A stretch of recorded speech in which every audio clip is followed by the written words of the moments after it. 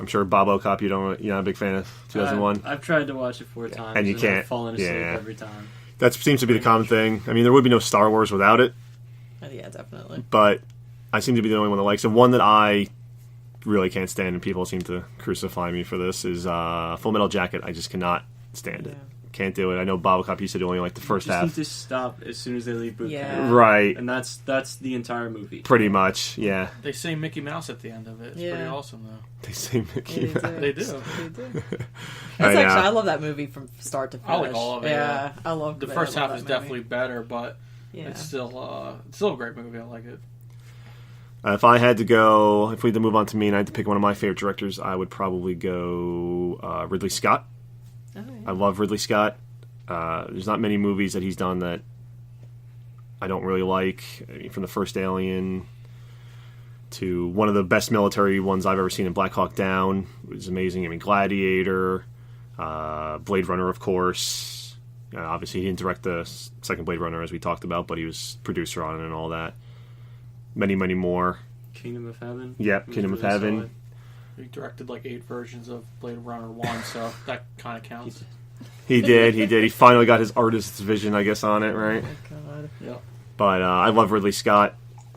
How do you guys feel about him from a... He's a big jerk. Director point of view? No, he's awesome, man. Aliens. Classic. Dan thinks he's a big jerk over here. He definitely turned off the switch at some point from like 2006 on, because his stuff recently has been pretty awful.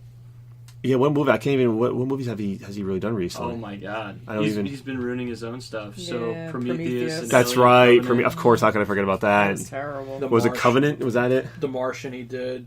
Prometheus. Yeah, The Martian wasn't bad. I heard. I haven't seen that one yet, but I heard it was pretty decent. Robin Hood, that was pretty bad. Oh yeah, American Russell Gangster. Crowe. American Gangster was really good. That was good. That was probably his last. That was that 2008? Something like that. 2007. Oh, I was so close. So close. Matchstick Man with Nicolas Cage. Classic. Yeah, he did make that one too. Sam Rockwell. Well, the bad Hannibal movie. Anything with Nicolas Cage in it, Danimal's gonna be all over. So of course. Yeah, he loves unicorns. He was his Ray Liotta. He does. He did have Blade. He did have Unicorn and Blade Runner. And did he? Yeah, you don't Legend. remember? Oh yeah, Legend. Yeah. That there's actually a clip from Legend in Blade Runner in his director's cut. Is there? The final cut. So that's the one I just watched. I didn't even realize it. You know the flashback scene with the unicorn? That's actually extra footage from Legend. Ah, okay. Oh wow. So it's the same unicorn, so it's only one. Doesn't count. So he only was one unicorn. He just seems to promote that one unicorn in multiple mediums. I'll remember the unicorns and Aliens, but I have to rewatch it. Maybe it's in the director's cut version. So Bob-o Cop, who's another director that you would... Well, I mean, if we're going that far back, then I would say I grew up watching Hitchcock.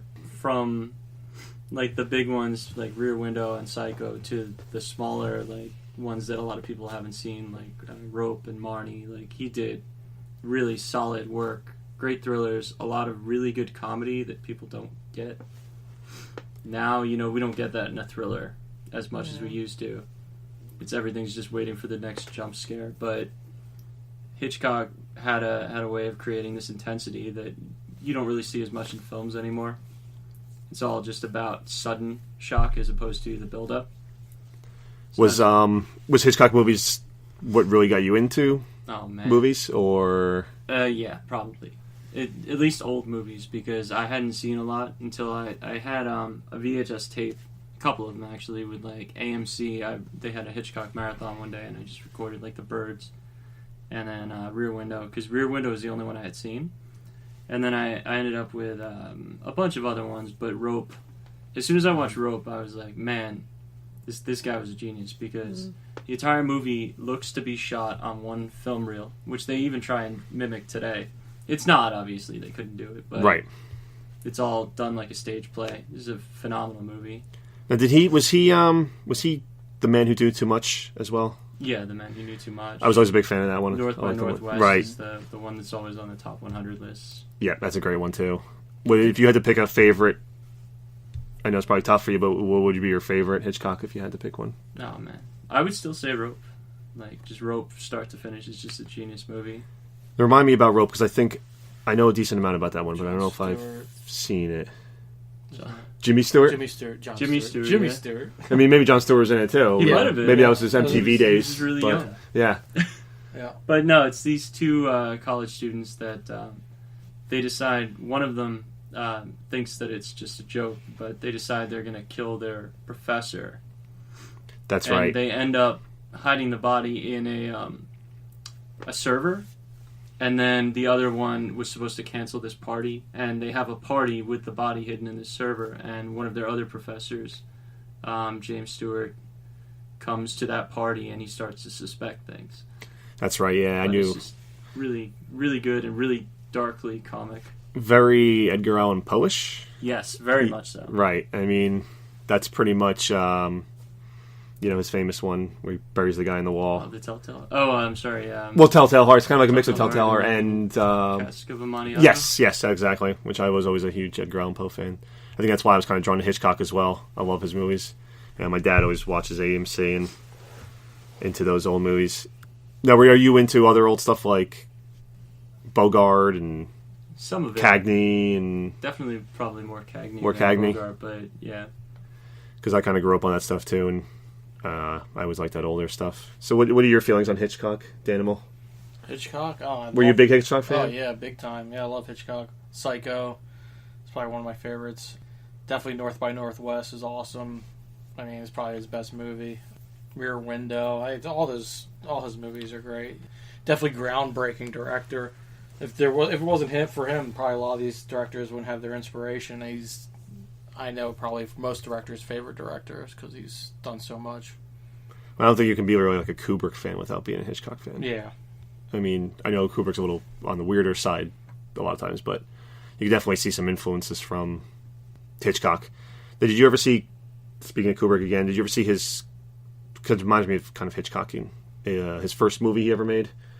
I forget the title of it now, but it's a black and white movie. It has to do with horse racing. Have you ever seen that one? No, I haven't seen that. It's very good. I forget the exact title of it now, but it was his first movie, but you can look it up if you want on IMDb if you're interested or anything, but just look up Kubrick's first movie. But The Killing? yes, that's it, The Killing, yeah.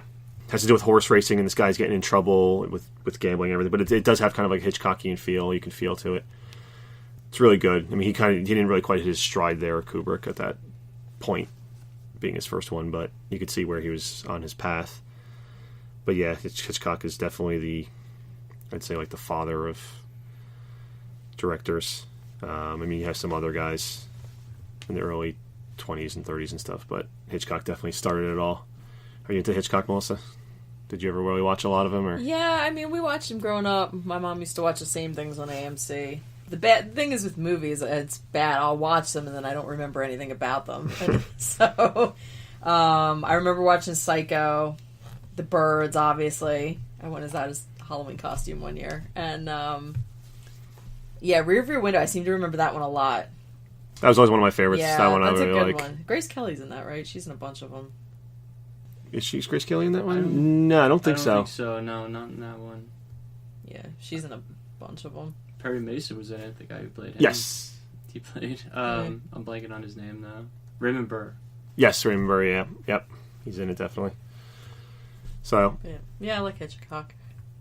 It's weird. He had his muses, so he had these actresses he would put in several movies. So there was Grace Kelly was definitely Grace Kelly and then Tippi Hedren. Yeah. Yes. But yeah. Also, Sandra Dee, right? Isn't Sandra Dee in one of them? Probably, yeah. I think she's the Man Who Knew Too Much. She might be. Because she's the actress who sings the song, the famous song, which I can't remember right now off the top of my head. But there's the famous scene in that when she sings the song, the one that me and my mom danced at our wedding. Que Sera. Yeah. Okay. Don't know why I couldn't remember, but Que Sera. Yeah, she sings that, and I think that's Sandra Day. But yeah, he liked his blondes. Yeah, he did. I think HBO made it. Didn't HBO make like a movie Yeah. about that? They made a movie about him, yeah, and I'm sure. I think it was specifically with Tippy. Might I have think. been. They also had another one that was like in theaters with Alfred. Oh my God! Why am I blanking? Anthony Hopkins playing him. Yeah. Oh really? I don't remember that one. He finds out his wife may or may not be cheating on him, so she thinks he's gonna kill her. but it's Interesting. apparently based on true events. Yeah, that's cool. He was a bit of an odd duckling. He was. He definitely was. I could definitely see with his movies at that time. It wasn't what kind of movies like that weren't really common at that time. So she probably thought he was some crazy guy that was like a murderer too. Dan, if you who's your next director you'd kind of like to throw out there? David Fincher. I know a lot of people probably don't really care for him much. What? Oh, I like him. Why would somebody not like him? I don't know. But probably another one of my favorite movies, and I keep on saying that. But Fight Club, he did that one. Seven, Yeah, I love Seven. bunch of great movies. Gone Girl. I just feel like his style, another one, just has a unique style. Probably a lot of homage to some of the other directors we just talked to, but I just like his dark and gritty look at things. He always seems to find like really good books to work with, because I'm pretty sure all his movies are based off some like really good book, like Gone Girl, and he even did a remake of The Girl with the Dragon Tattoo. Curious Case of Benjamin Button. Oh, that was Fincher. I didn't realize it. Yeah, he did a bunch of them, and he's just really good director. I just like the stories and stuff he adapts. So He uses the guy from Nine Inch Nails, doesn't he? For his Yeah, music now? Trent Reznor, he uses Yeah. Trent Reznor a lot, which is awesome. It's very cool. yeah, music style. Yeah, I think he wrote the whole soundtrack to Gone Girl. And he did for Girl with Dragon Tattoo as well. He might Yeah, I even. think he won the Oscar for that. I think he did, yeah. He probably. I think he was even in Seven. I'm pretty sure a lot of his music is. Yeah, in the beginning. Yeah. I Yeah. can't remember. Yeah, you're right. He is. Yeah, when they show him like cutting up all the books and Yeah. stuff. That's one of his original songs, though, isn't That's it? a Nine Inch Nails Yeah, song. it's a Nine Inch Nails Yeah. song. So what kind of draws you to Fincher? Is it his storytelling? Is it the It's hard to say because he's like camera work? it's or all based off like books and stuff. I don't know, I just like how he brings them to life, and yeah, I mean it definitely has all those movies have like a really dark feel. They even said like I was watching the commentary on Fight Club. That's how much of a nerd I am. And they kept on Edward Norton and Brad Pitt kept on joking how dark the movie was, like actually like dark, like physically dark. And they said like, oh, I could have put the lights on in this scene. You can barely see who's in it. But I don't know, it's just like his like everything just seems really dark and gritty, and I just like that. I don't know, I like that look. Yeah, he's cool. I like him too. I forgot about him because I don't remember any of these people. Yeah, sometimes but, like, you hear his name and you don't recognize what movies he does. But I love Seven. I think that Mm. movie's just fantastic. I love it. It's so cool. Just the 7 deadly sins and yeah. what's in the box. He also It's- directed an amazing Alien movie. No. Yeah, no, he did. and what I know movie? he did. So both of your Aliens directors 3. so far are Alien directors. He directed Alien 3. Oh, Probably one of the jeez. first ones. Yeah. I I didn't- don't even know if is he even still like credited on it. I know he doesn't want to be, but he is.